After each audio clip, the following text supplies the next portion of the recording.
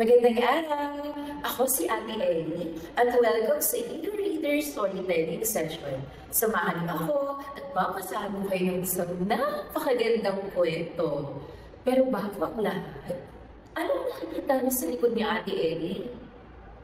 Mga bituin, tama? Ano kaya itong napakalawang bilog? Tama? Natin sumbukan. Sino dito ang gusto nakikita ang bilog at napakagandang buwan?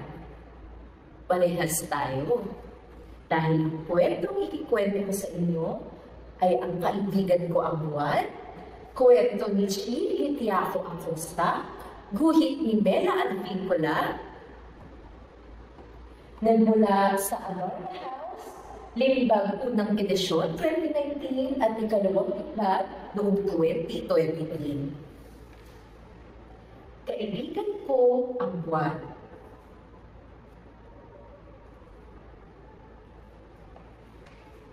Nakatingin ang buwan sa akin. May ngiti sobra nga namang nakakatuwa. Dumaraan ang mamulog sa kanyang mukha. Ilang araw kaming naglalaro ng liit bulaga. Nakatingin ang buwan sa akin. Sabay kami tumatawa ng matamis. Malinis ang langit at ang gabi na hindi.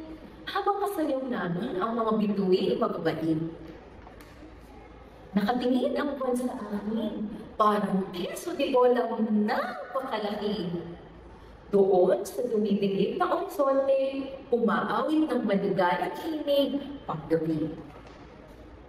Nakatingin ang buwan sa akin.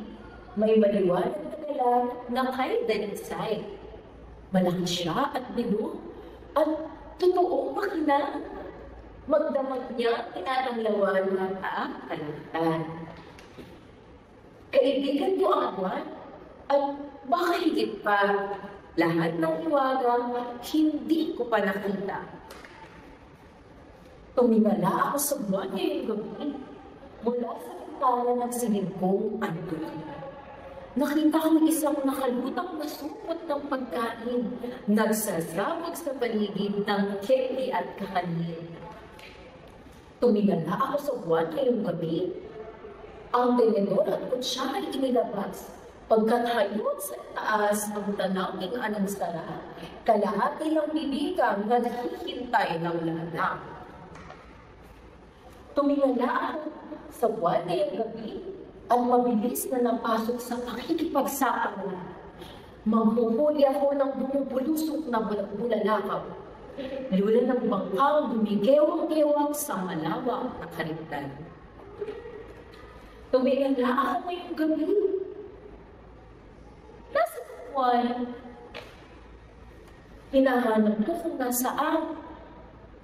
Kung nasaan. Siya kaya'y natutulog? Siya kaya'y natapos ko? Saan kaya napasuot? Ako ngayon sa kanya'y sabing na sabing.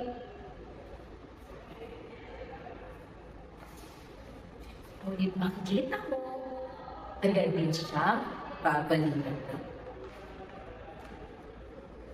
At dito natatapos ang kwentong pinangamaganap, Kaibigan ko ang buwan, kwento ni Chili Tiago Acosta, guhit ni Mela Advincula mula sa Anorta House.